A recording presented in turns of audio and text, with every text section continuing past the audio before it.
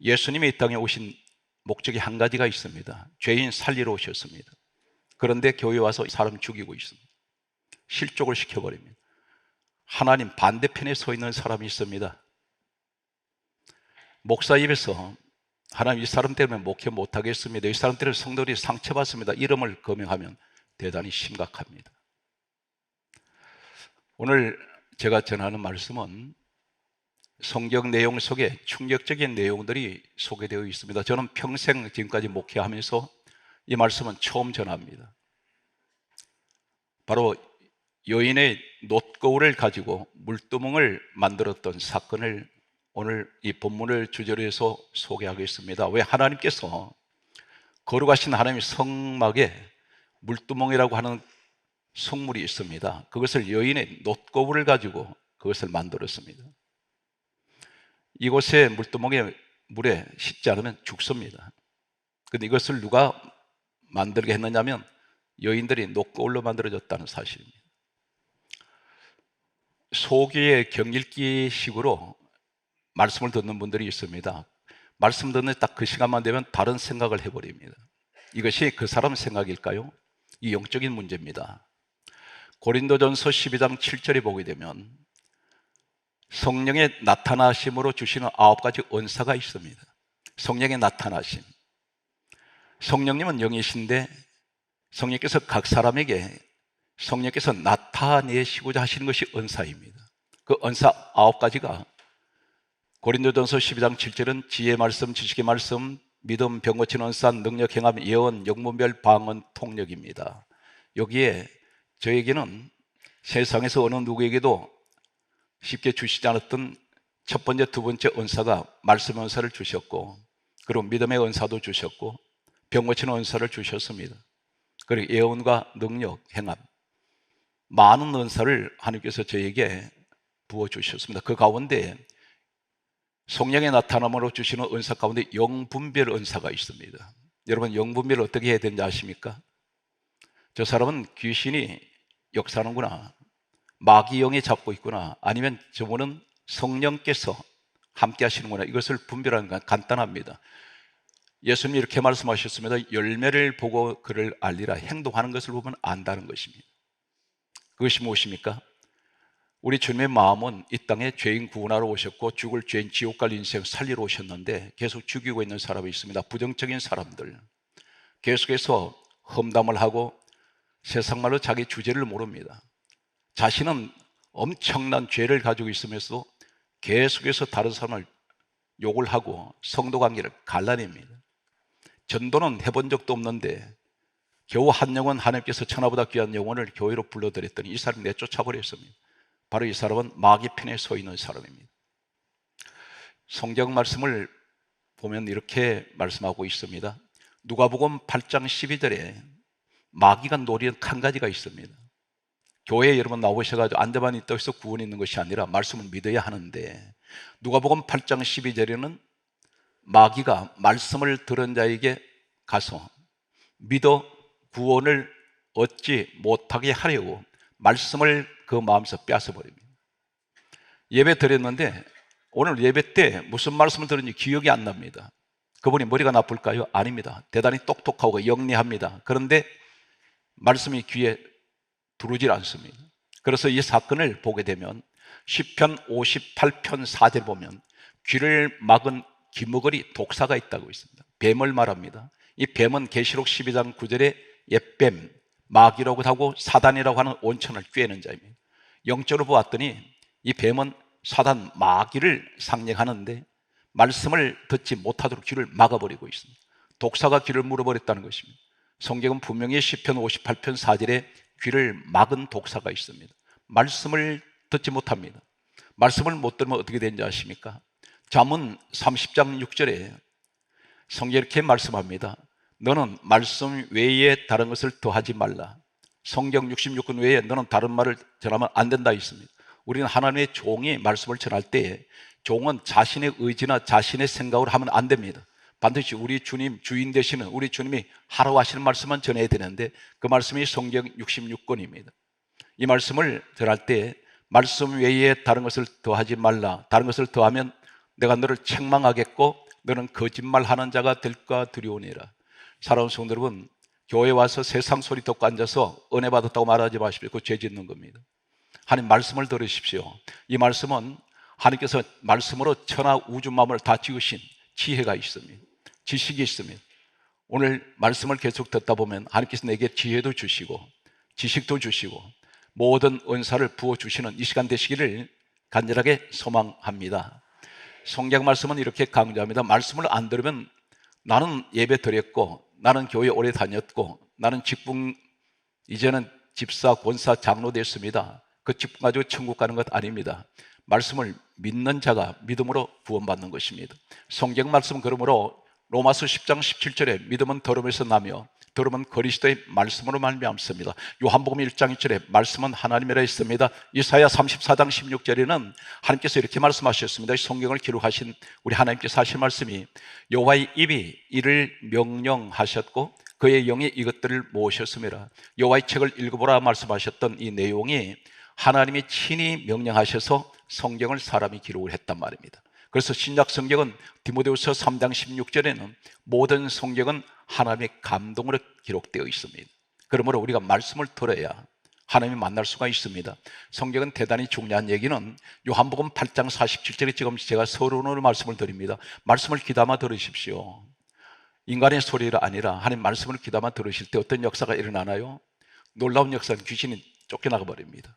악한 영이 부르질 못합니다. 말씀 있는 곳에는 성경 말씀은 요한복음 8장 47절에 말씀하시기를 하나님께 속한 자는 하나님 말씀을 듣나니 하나님께 속하지 아니한 자는 한 말씀을 안 듣습니다. 속았다는 말이 무엇입니까? 하나님의 자식이고 천국 백성이란 말입니다. 성경 말씀은 또 이렇게 강조하고 있습니다. 성령님이 어디에 임하실까요? 기도만 한다 해서 성령이 임하십니까? 아닙니다. 사도행전 10장 44절 말씀에 보게 되면 성령께서는 말씀 듣는 사람에게 내려오십니다. 오늘 현장 되시기 바랍니다. 성경 66권만 하나님 말씀이고 기독교는 무슨 종교냐? 말씀을 믿는 종교입니다. 환상이나 꿈을 믿는 종교가 아닙니다. 성경 말씀은 이렇게 강조합니다. 그러므로 에베소서 6장 17절에 성령의 금 하나님 말씀을 가지라. 오늘 이 시대가 성령 시대입니다. 말씀을 오늘 손에 붙드시는 여러분 되시기 바랍니다. 그러므로 성경은 왜 이렇게 신앙생활을 자꾸 실패합니까? 했더니 한 가지를 말씀합니다. 너 뭐 때문에 실패하는 줄 아느냐? 베드로전서 2장 8절에 말씀을 순종하지 아니함으로 넘어지나니 하나님 이렇게 정해 놓으셨습니다. 이건 방법이 없습니다. 문제가 왔으면 염려하지 말고 기도해야 합니다. 이제 본문으로 들어갑니다. 하나님께서 이 땅에 최초로 세우신 성막을 지으실 때에 물두멍을 만드시는데 이 물두멍은 그 물이 담겨있는 거대한 가마솥 같은 그런 그릇입니다. 여기 물을 담아 놓는데 성경 말씀은 출애굽기 38장 8절 말씀에 보면 이렇게 말씀합니다. 놋으로 물두멍을 만들고 그 받침도 놋으로 하였으니 대단히 중요한 말씀합니다. 회막문에서 수종드는 여인들의 거울로 만들었더라 이렇게 기록합니다. 여인들이 거울이 어떤 거울이냐면 그 당시에는 유리가 모세 시대는 유리가 발명되지 않았습니다. 거울을 어떻게 썼냐면 놋을 가지고 연마를 해서 이것을 거울 대용으로 썼습니다. 그런데 여인들에게는 일상생활에서 가장 중요한 필수품이 거울입니다. 여인들은 남자도 마찬가지입니다. 오늘 여러분 교회에 나오실 때 거울 한두 번은 다 보셨을 겁니다. 왜 그렇습니까? 이 놋거울, 왜 놋을 가지고 만든 이 거울을 물두멍을 만들 때 이것을 내어놨을까요? 성경은 우연입니까? 대단한 비밀이 있습니다. 우선 여기에 말씀 보면 출애굽기 38장 8절에 세 가지를 우리는 주목합니다. 물두멍, 그리고 회막문에서 수종드는 여인들의 놋거울. 물두멍이 무엇이며 왜 회막문은 무엇이며 그리고 이 놋거울이란 의미는 어떤 것일까요? 이 여인들은 수종드는 여인들입니다. 한마디로 말해서 회막은 오늘날 복음적으로 하나님의 집, 교회를 의미하는데 여기에서 모든 것을 수종든다는 것은 섬기는 것을 말합니다. 그런데 이 여인들이 놋거울을 내어놓았습니다. 놋거울을 내어놓았다는 것은 보는 것을 포기해버렸다는 말입니다. 이때부터 여인들은 거울을 보지 않습니다. 어떤 것을 의미하고 있을까요? 우선 물두멍에 대해서 먼저 살펴봅니다. 물두멍은 성경 말씀은 이렇게 기록하고 있습니다. 출애굽기 30장 18절, 19절, 20절, 21절까지 네 구절을 성경은 물두멍에 관해서 말씀하고 있습니다. 출애굽기 30장 18절 말씀에는 이렇게 기록합니다. 하나님께서 너는 물두멍에 물을 담으라 이렇게 말씀하셨습니다. 잠시 전에 말씀드렸습니다. 이 물두멍은 물을 담는 두멍이란 말은 그릇이란 뜻입니다. 그런데 거대한 가마솥 같은 그릇입니다. 성경 말씀은 출애굽기 30장 19절 말씀에 이렇게 말씀합니다. 아론과 그 아들들은 두멍에서 수족을 씻으라. 수족, 손과 발을 씻어야 합니다. 이 물두멍에 물을 담긴 목적은 몸을 씻는 것입니다. 특히 손과 발을 씻는데 왜 이렇게 씻어야 합니까? 대단히 심각한 것은 출애굽기 30장 20절 말씀에 보게 되면 회막에 들어갈 때에 물로 씻어, 대단히 중요한 말씀입니다. 죽기를 면할지니, 회막에 들어간다는 것은 하나님을 만나러 들어갈 때 그것은 예배 드리는 자리입니다. 그런데 거기 들어갈 때 반드시 거쳐야 되는 과정이 물두멍에 물이 담겨 있는데 여기 손발 씻지 않으면 죽습니다.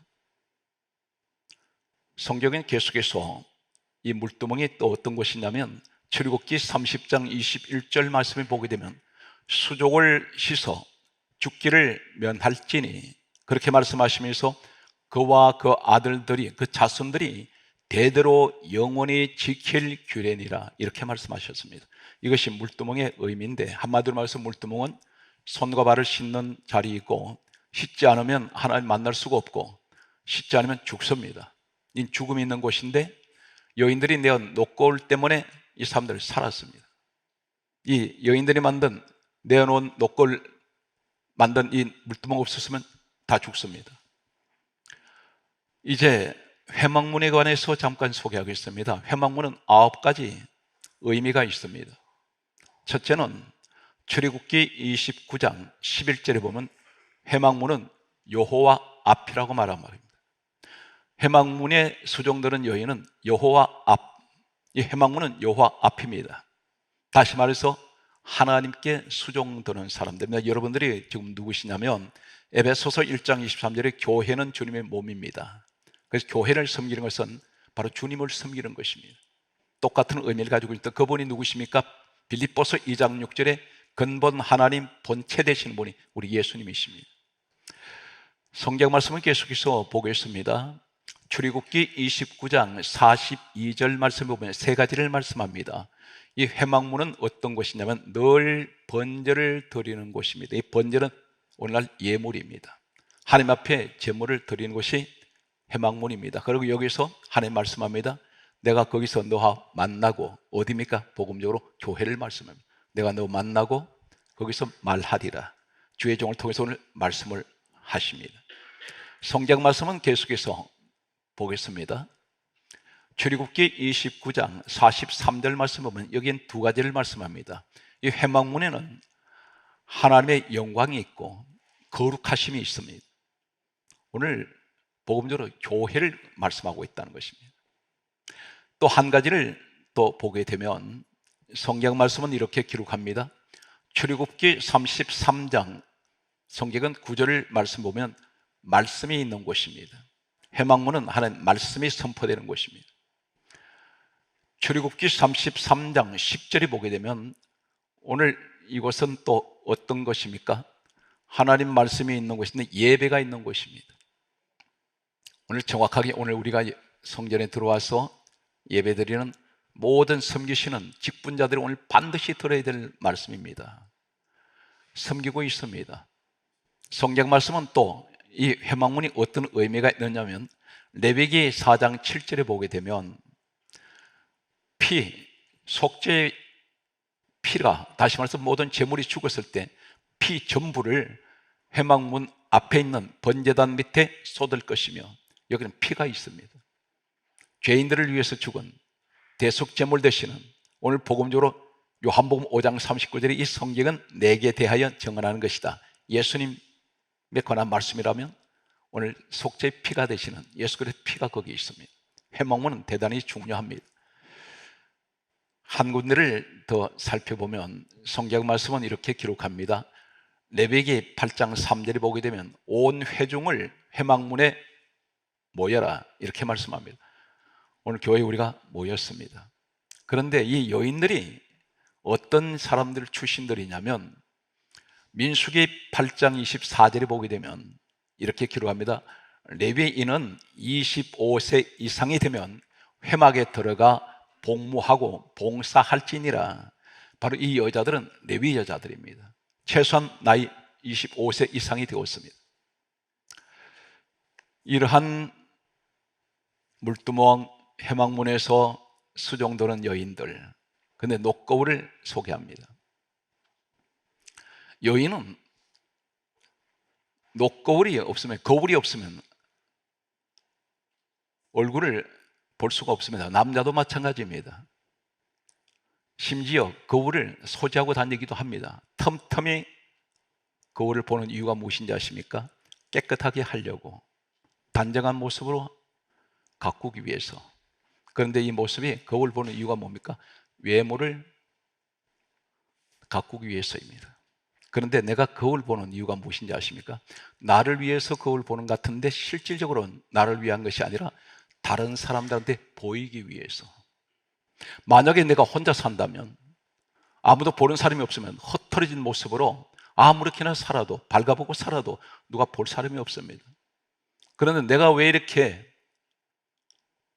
겉모습을, 외모를 가꿔야 되느냐면, 그리고 왜 이렇게 깨끗하게 단장하려고 하는 이유가 무엇이냐면 사람들에게 보이기 위해서란 말입니다. 이 모습이 무슨 말인지 아십니까? 교회에서 봉사를 하는데 자꾸 보이기 위한 봉사를 하는 사람이 있습니다. 거칠해 드러내는 그런 봉사를 하는 분들이 있습니다. 이것이 바로 무엇을 얘기하냐면, 예수님 오셔서 이렇게 말씀합니다. 마태복음 23장 25절에 화 있을진저 외식하는 자요, 이렇게 말씀합니다. 여기 7대 화가 나옵니다. 전부 외식하는 자를 말하는데, 외식이라는 말은 어떤 의미를 가지고 있냐면, 우리 한글은 외식 그러면 더 이상 어떤 의미를 깊이 찾을 수가 없는데, 신약 성경은 헬라어 원문입니다. 헬라어 원문에 보게 되면 휘포 크리테스라고 부릅니다. 이 말이 무슨 말이냐면, 따라 하시겠습니까? 탈을 선 자, 거기 하세요. 가면을 선 자. 다시 따라합니다. 겉과 속이 다른 자, 거기 하세요. 위선자, 이중 인격자. 이 말씀을 쓰고 있습니다. 속은 문드러져 있는데, 속은 썩었는데 겉모양만 가꾸고 있다는 것입니다. 봉사를 하는데 자꾸 드러내는 봉사를 합니다. 자신을 보이기 위한 봉사를 하고 있단 말입니다. 거울을 포개버립니다. 성경은 한 여인이 아니라 모든 여인이 거울을 다 내놓습니다. 그것은 무엇을 의미하냐면, 나는 겉모습 보지 않겠습니다. 영적으로 뭘 말합니까? 나는 치장하지 않겠습니다. 나는 사람들에게 보이기 위해서 봉사하지 않겠습니다. 성경은 분명히 속 사람이 있고 그 사람이 있다고 했습니다. 우리가 이 거울을 보고 가꾸는 것은 육체를 말합니다. 영혼하고는 상관이 없습니다. 바울이 이렇게 고백했습니다. 내 겉은 날마다 후패하나 내 속은 날마다 새로워지도다. 오늘 교회 안에 영분별을 제가 제 눈으로, 담임 목사 눈에 보이는 성도들이 비춰지는 모습은 두 가지로 보입니다. 참 저분 귀한 분이구나, 저런 분이 계셔서 교회가 여기까지 성장했고 이렇게 일을 할 수가 있게 된 것이, 저분의 기도 한마디, 신실한 분, 저분을 보면 담임 목사도 고개가 수그러질 만큼 존경스러운 그런 분들이 계십니다. 우리 교회는 참 행복한 교회인데, 반면에 전혀 반대의 모습을 가지고 있는 사람이 있습니다. 이 사람한테 성도를 맡겨놓으면 다 죽여버립니다. 다 갈라놓습니다. 자기를 치장하고 자기를 드러내고 외식하는 사람들, 거짓말하는 사람들, 이 사람은 영적으로 제가 좀 충격적인 말씀을 드리겠습니다. 성경에 있는 말씀입니다. 계시록 12장 9절에 보면 성경은 하나님이 이렇게 가르쳐 놓으셨습니다. 계시록 12장 9절에 보면 이렇게 말씀합니다. 에뱀, 마귀라고 하고 사단이라고 하는 온천을 꿰는 자가 밤낮 우리 형제들을 참소하고 있다고 있습니다. 이 참소가 뭐냐면 한자로 말씀드리면 헐떠들 참 아릴 소자입니다. 무엇을 말하냐면 계속 사람들한테 허물을 자꾸 일러바칩니다. 성도에게 계속 상처 줍니다. 저 사람은 어디가 나쁘고, 근데 그 말을 듣는 이 사람은 그 사람은 모릅니다. 근데 나쁜 인식을 자꾸 심어 놓습니다. 헐떠들 참 아렐소, 상대방 사람들을 앉았다만 비방하기 시작하고 입에 담지 못할 말을 하고 했더니 이것이 누가 시킨 것이냐면 사단 마귀가 시킨 것입니다.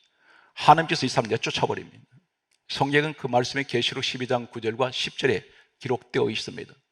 이미 쫓겨난 사람입니다. 그런데 입이 두 가지, 성령이 역사하는 입이 있고 귀신이 역사하는 입이 있는데, 이 사건이 어디 있냐면 계시록 16장 13절에서 14절에 보면 더러운 영이 사람 입에서 나오는데 14절에 귀신의 영이라고 있습니다. 이 귀신의 영이 입에서 계속 쏟아집니다. 사랑하는 성도 여러분, 교회만 그럴까요? 여러분, 가정에 부정적인 말 하지 마십시오. 남 헐뜯지 마세요. 비방하지 마십시오. 우리는 모두가 다 죄인입니다. 허물이 다 있습니다. 그런데 나만 의로운 척, 정직한 척, 정의로운 척 하지 마시라는 겁니다. 이게 가식입니다. 그런데 성령이 마실 때 어디서 현상이 나타나냐면 사도행전 2장 4절에 보면 오순절 성령이 말 때 성령이 말하게 하심을 따라 다른 말로 시작합니다. 성령이 말이 달라져 버립니다. 오늘 시간에 우리 성령 충만한 시간 되시기 바랍니다. 우리는 다윗을 알고 있습니다. 또 나만이라는 사람도 압니다. 열왕기하 5장 1절에 보면 나만 장군이 있습니다. 군대 장관입니다. 그런데 이 사람이 나병 환자입니다. 나병의 정신은 어떤 것이냐면 살이 썩습니다. 그런데 고대 역사 자료를 보았더니 이 나만 장군은 머리부터 발끝까지 황금으로 치장을 했습니다. 훈장을 주렁주렁 달고 있습니다. 대장군입니다. 군대 장관이라 있습니다. 그런데 사람들이 그 모습을 보면 대단히 웅장한 것 같고 대단히 위험이 있습니다. 너무나 멋있습니다. 그런데 그 속은 성경이 이렇게 강조합니다. 나만은 군대 장관이나 나병 환자더라. 이 말이 무슨 말입니까? 저 사람은 겉보기는 대단한 사람인 것 같으나 그 속은 썩었더라. 바로 히포크라테스, 외식하는 자. 이 사람이 어떻게 해야 됩니까? 병이 치료해야 되는데 껍데기를 벗어버립니다. 요단강에 들어갈 때 겉에 쓰고 있는 갑옷, 투구 다 벗어제낍니다. 적나라한 모습으로 벗어제낄 때에 물속에 들었더니 어린아이 같이 휘어져 치료됩니다. 무슨 말입니까? 이 거칠에 벗어버려야 됩니다. 주님 앞에 나와서 포장하지 마십시오. 내 모습 그대로. 나는 죄인입니다, 아버지. 그러므로 내가 누구를 비판할 수 있는 그런 자격이 없습니다. 주님께서 내 죄 다 가려주셨는데 나는 상대방을 자꾸 덜쳐내고 있습니다. 사랑하는 성도 여러분, 돈이 없어도 가장 행복한 가정은 어떤 가정인지 아십니까? 서로 비난하지 않습니다. 서로 허물을 덮어줘야 됩니다. 혼자서는 서지 못합니다. 사람 한자를 보기에는 마른 막대기 두 개가 겹쳐져 있을 때 사람이 됩니다. 이것은 뭘 말입니까? 연합을 하셔야 됩니다. 서로 이해하고 관용으로 우리가 나아가야 되는데, 다윗이 사무엘상 17장 38절에서 39절에 골리앗을 이기기 위해서 앞에 나갈 때에 이 사울 왕이 자신이 입고 있는 갑옷을 입혀주고 군복을 입혀주고 투구를 씌워줍니다. 그리고 허리에 칼까지 채워줬습니다. 겉으로 보면 어김없는 왕의 모습입니다. 그런데 속은 다윗입니다. 다윗은 어쩌면 이 사람이 이렇게 생각했을 겁니다. 이때 나이가 17살인데 이 사람은 자신이 이렇게 해서는 골리앗 이길 수 있다고 생각 못했습니다. 그래서 다 벗어버립니다. 그걸 본래 목동의 모습으로 나아갑니다. 이 시대는 너무 포장을 많이 하고 있습니다. 속은 썩었는데 겉으로는 가장 건강한 척, 그리고 나는 가장 거룩한 척 하는 것이 오늘 이 시대의 한국교회의 모습이라고 생각할 수 있습니다. 외식하는 자요. 오늘 우리는 항상 기도할 때 다른 것보다도 하나님 진실하게 해주세요. 정직하게 살기 원합니다. 사람들 흠을 보지 않게 해주시고 내 눈이 부정적인 눈이 되지 않게 하여 주시고 우리 가정에 말 한마디라도 사랑이 있는 따뜻한 그런 온기가 있는 그런 가정 되게 하여 주옵소서. 이것이 우리 기도가 되어야 됩니다. 하나님 무슨 거창한 일을 하겠습니다. 그 기도하지 마십시오. 거창한 일은 우리 하나님이 하시는 겁니다. 우린 점점 작아진 자가 되어야 됩니다. 작아진 자는 겸손합니다.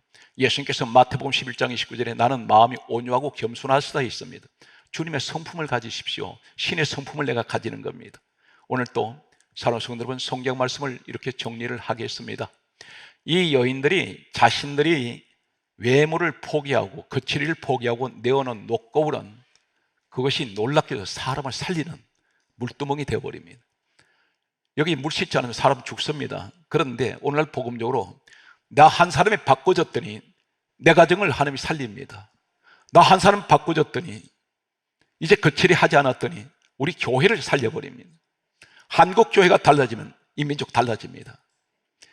반드시 교회가 세워지면 나라가 변화가 일어납니다. 그것이 바로 표본적인 모델이 유럽이었습니다. 교회가 타락해서 무너지니까 유럽 전체가 윤리 도덕이 다 무너져 버렸습니다. 사랑하는 성도 여러분, 이 어려운 시대에 성경 말씀은 이렇게 강조합니다. 예레미야 33장 22절에 레위인은 나를 섬기는 레위인을 번성하게 하리라. 녹거울을 내오는 여인들을 말씀합니다. 사랑하는 성도 여러분, 오늘 또 우리는 주님 앞에 진실한 모습으로 서서 항상 하나님 기뻐하시는 우리 성도 되셔서 어느 곳에 계셔도 가장 자랑스러운 하나님 자녀가 되시며 일꾼 되시기를 주 예수님으로 축복합니다.